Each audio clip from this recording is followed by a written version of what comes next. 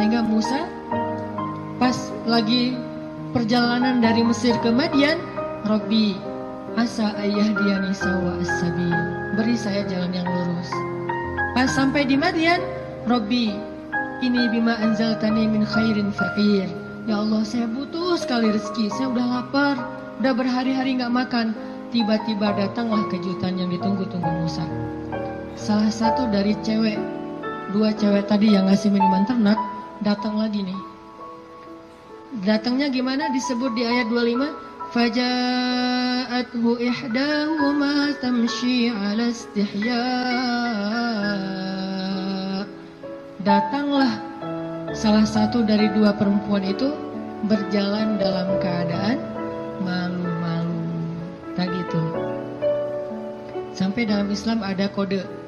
Kalau cewek ditanya pendapatnya setuju apa enggak dilamar oleh seorang perempuan, maka jawaban iyanya seorang perempuan itu adalah diam. Sedangkan laki-laki kalau diam berarti enggak. Kalau perempuan kalau diam berarti ya. Kalau dia oh berarti itu ya, husnuzon aja. Jadi kalau nanya, Neng gimana mau sama saya? Dia belum sempat mikir, oh berarti mau ya. Kan diam tadi teh. Jadi diam seorang perempuan kata Nabi adalah ridho. Diamnya adalah ridho. Karena kalau dia tidak ridho, dia mungkin akan merespon dengan bahasa-bahasa yang baik. Atau bahasanya bukan diam, pasrah.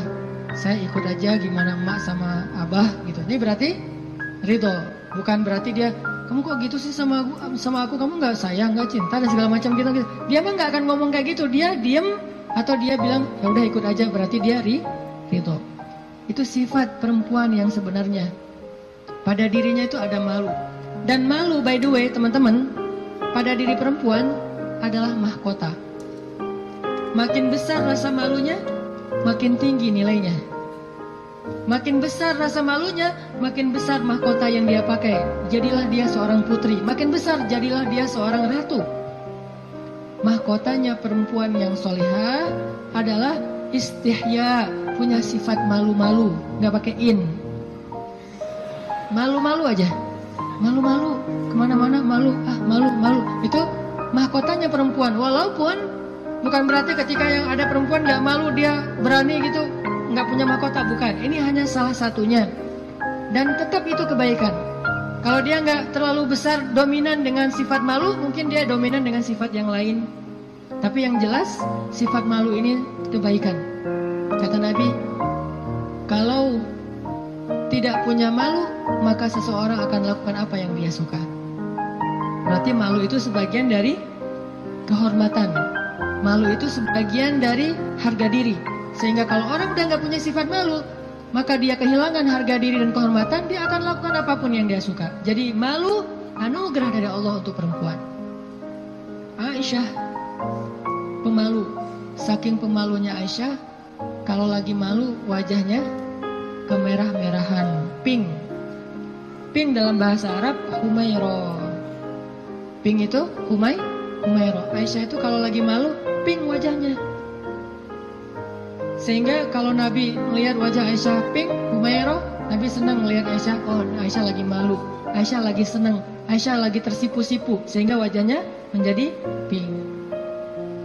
Aisyah itu seorang perempuan yang sangat pemalu, sama dengan Maryam, sama dengan Khadijah, sama dengan Fatimah, perempuan yang sangat pemalu. Coba teman-teman renungkan kisah gimana pemalunya Aisyah. Pernah ketika Rasulullah SAW sudah wafat, kan Rasulullah itu dimakamkan di dalam rumah Aisyah. Soalnya SOP para nabi, mereka dimakamkan di tempat mereka wafat, nggak boleh dipindahkan. Itu udah jadi SOP-nya para nabi itu. Jadi kalau meninggalnya di sini, ya udah di sini dimakamin, nggak boleh ke pemakaman khusus tempat lain atau pemakaman umum, nggak boleh. Jadi karena Rasulullah wafatnya di atas pangkuan Aisyah di kamarnya, maka kamar itu jadi tempat Rasulullah dimakamkan, makam di situ, dibuat kayak ruangan. Setiap hari Aisyah duduk di situ, dia buka hijabnya, dia duduk di makam Nabi sambil mungkin dia di situ ngobrol, mungkin dia berzikir, bukan sengaja zikir di dalam makam ya, tetapi dia kangen sama Nabi, duduk di sebelah Nabi, seolah-olah dia pengen mengenang waktu dulu sering zikir berdua sama Nabi sambil Nabi tidur di atas pangkuan Aisyah, zikir. Bayangin, kalau kita zikir jomblo itu duduk. Beda ya zikir jomblo sama zikir orang udah nikah. Kalau jomblo zikirnya duduk, tiba-tiba ngeblak ke belakang gitu ya. Kalau udah nikah, zikirnya nggak perlu ngeblak ke belakang, zikirnya sambil berbaring di atas pangkuan kekasihnya.